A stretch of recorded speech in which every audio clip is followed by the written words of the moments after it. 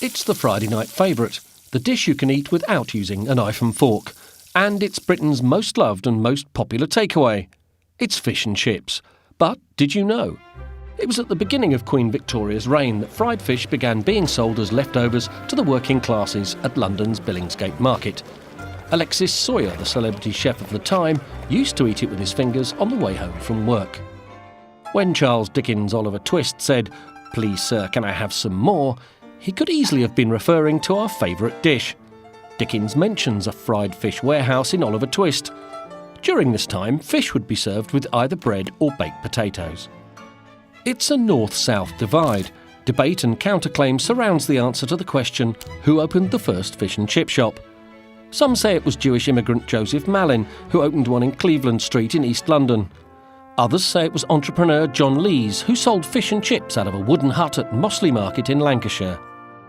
Fish and chips became popular as a late-night post-pub feast for men before becoming the time-saving midday meal of factory and foundry workers, as well as a payday treat for families at the end of the working week.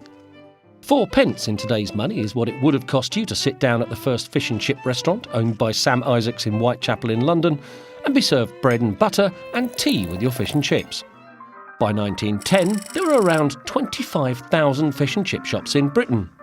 Did fish and chips help to win the First World War? It was seen as a hot, tasty and morale-boosting meal.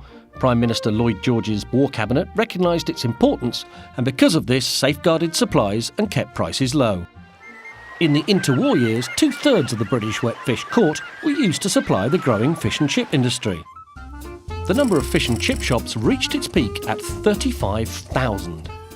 Author George Orwell wrote in The Road to Wigan Pier that fish and chips were first among home comforts and kept the masses happy.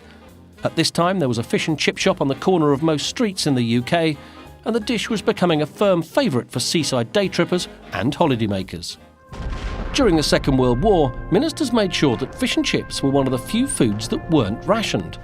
Meanwhile, the deep-sea trawling industry also played a key part during wartime, as experienced seamen were highly sought after by the Navy. Curry and spice and all things nice, including fish and chips. During the revolution and social change in the 1960s, takeaway food blended as Chinese and Asian restaurants put their own version of fish and chips on the menu. Wrapped in the day's newspaper, that's how people before the 80s enjoyed their takeaway fish and chips. This ended when it was ruled unsafe for the food to come into contact with newspaper ink. The first Fish and Chip Awards, organised to honour the tastiest and the best in the industry, took place in London. 7 million portions of fish and chips are consumed every week in the UK, 380 million portions a year. There are 8 fish and chip shops to every McDonald's restaurant in the UK, and now the dish has gone global. It's a favourite around the world and a must-have on the bucket list for visitors to the UK.